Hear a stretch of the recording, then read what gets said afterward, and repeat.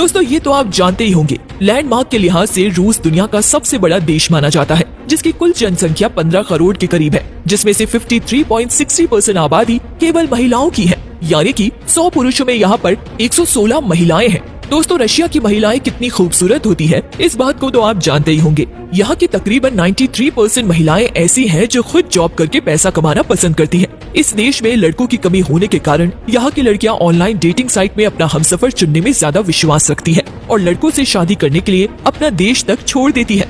Number 3 पर है Estonia. दोस्तों एस्टोनिया यूरोप में बसा एक बेहद ही सुंदर देश है और इस सुंदर देश में एक ऐसा आइलैंड है जहाँ सिर्फ महिलाएं रहती हैं। जी हाँ, ये आइलैंड ऑफ वुमेन के नाम से भी फेमस है। कहा जाता है एस्टोनिया की महिलाएं बेहद खूबसूरत और नशीली आंखों वाली होती है, जिसे देखते ही किसी को भी प्यार हो जाएगा। दोस्तों एस्टोनिया की जनसंख्या 14 लाख के करीब है, जिनमें से 53% केवल महिलाएं हैं, यानी कि 100 पुरुषों में लगभग यहाँ